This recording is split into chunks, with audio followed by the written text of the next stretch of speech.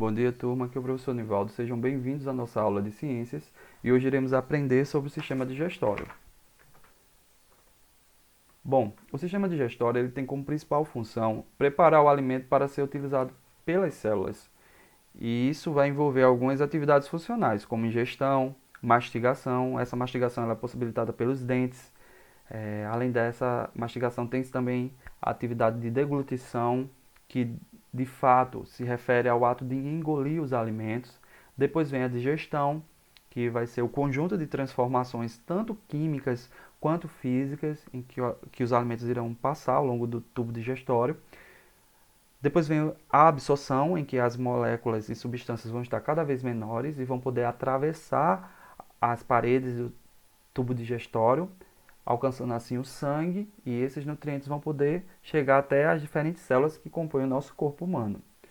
Envolve também como atividade o peristaltismo, que se refere aos movimentos de contração realizados pelos músculos lisos que compõem o tubo digestório, e também vai envolver, por fim, a defecação, que é o ato de evacuar as fezes do organismo. Então, tudo que não pôde ser aproveitado do alimento que foi ingerido, ele vai ser eliminado através das fezes, em um processo chamado de defecação. O tubo digestório ele está dividido em duas partes, né? Em um trato gastrointestinal, ou melhor, o sistema digestório, né? Ele está dividido em um trato gastrointestinal ou digestório e em órgãos digestórios anexos. Então, com relação ao trato gastrointestinal, envolve a cavidade oral, a faringe, certo? Depois vem o esôfago, o estômago, o intestino delgado e o intestino grosso.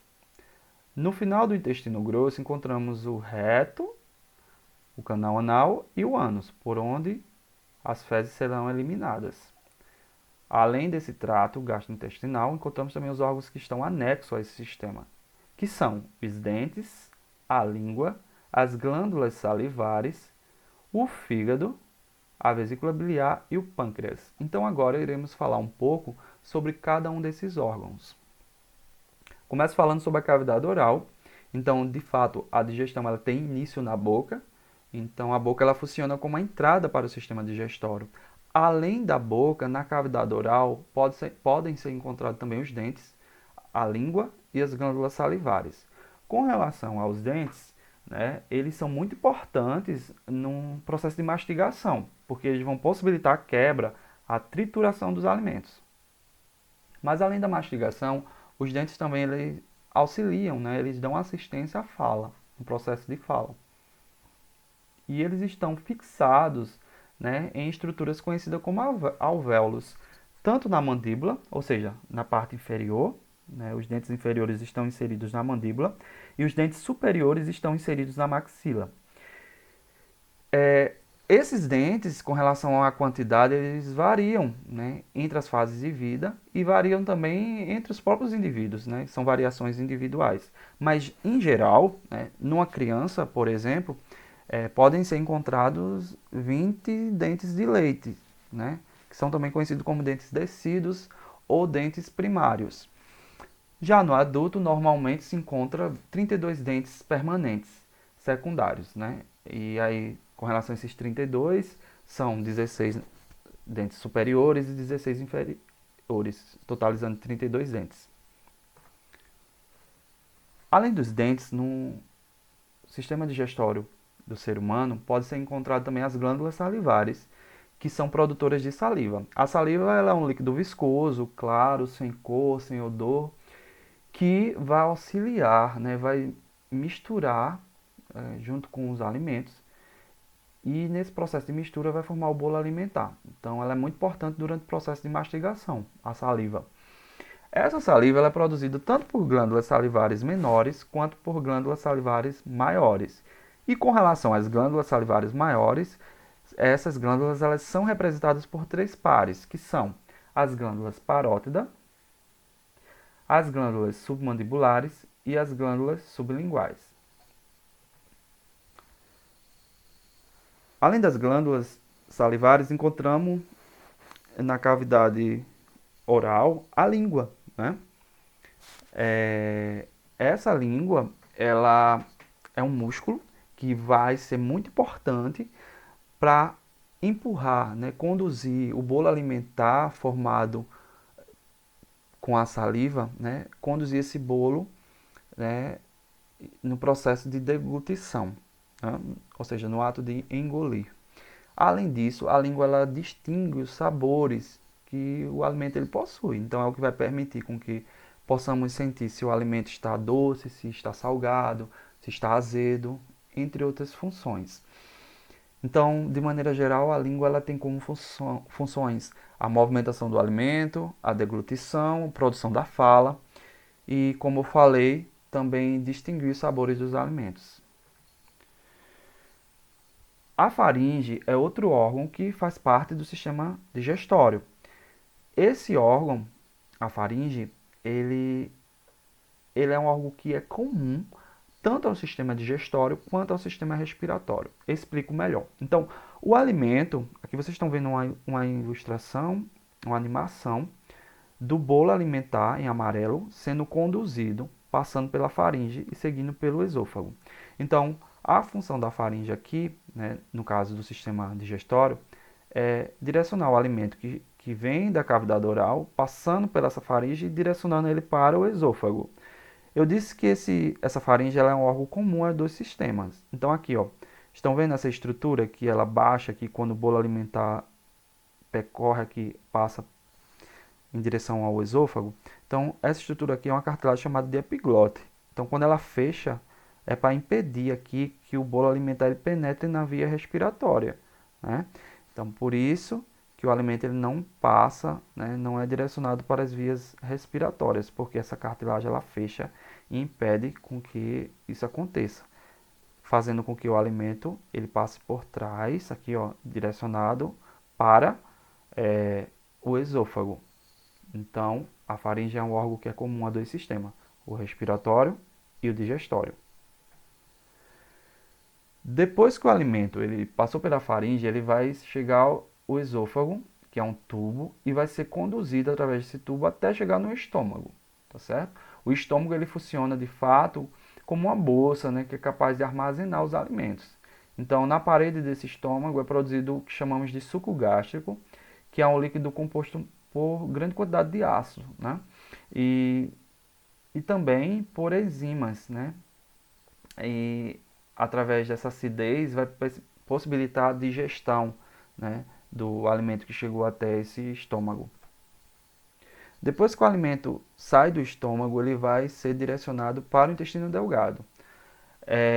Esse intestino delgado ele vai receber esse alimento em pequenas porções, né, que estão vindo do estômago. Esse intestino delgado é o principal local onde é absorvido os nutrientes. Então, aqueles nutrientes que estudamos, eles são absorvidos em sua maior parte no intestino delgado. Ele é tão grande, o seu tamanho, que aproximadamente tem uma média de apresentar 3 metros em uma pessoa viva, o intestino delgado. Esse intestino delgado ele é dividido em partes, então ele apresenta 3 porções.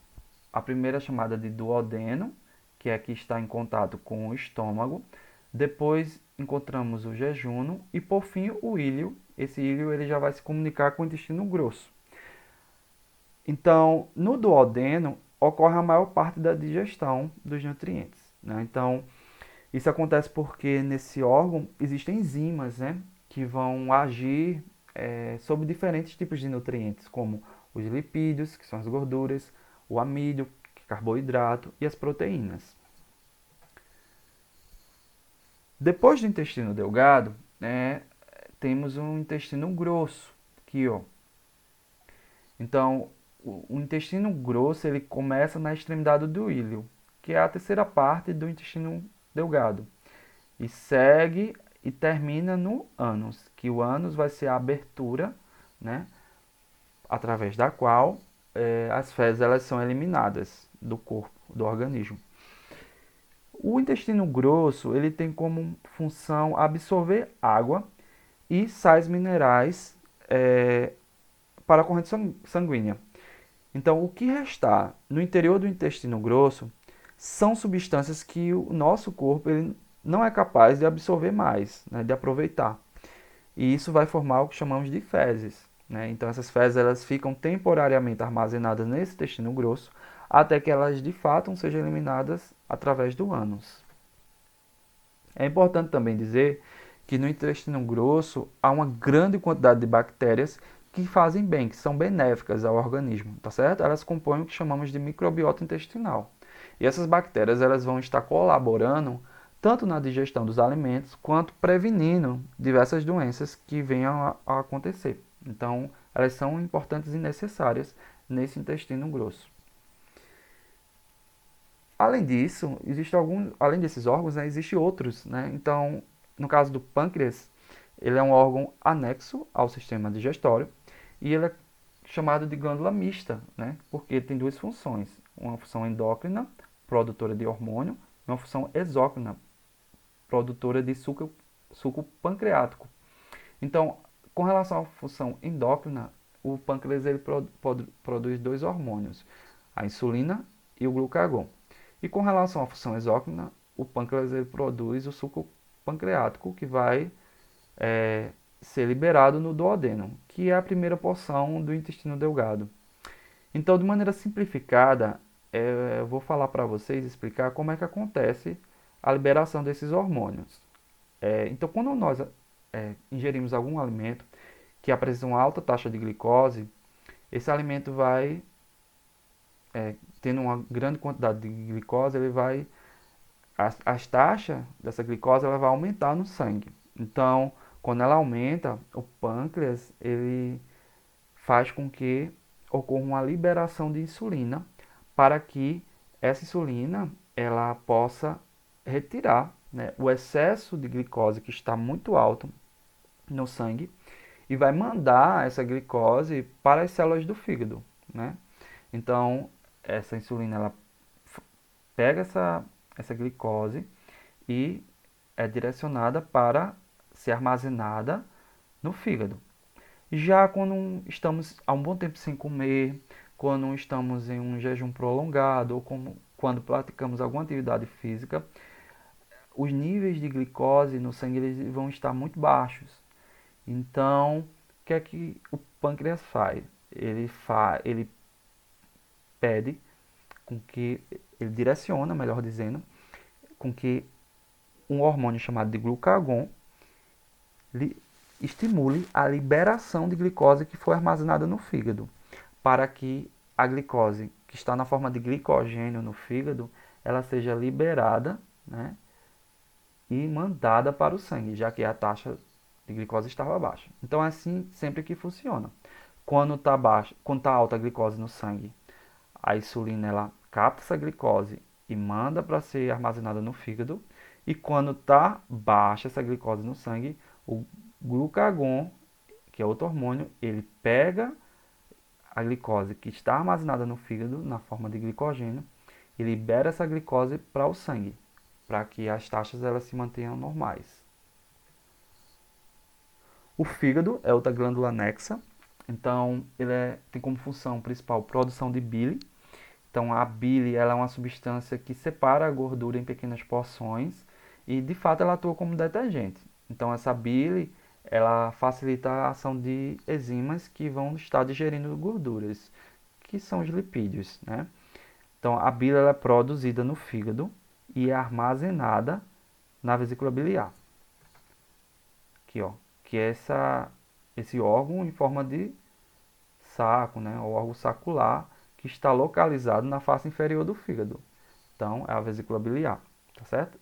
Que tem como função armazenar a bile produzida no fígado.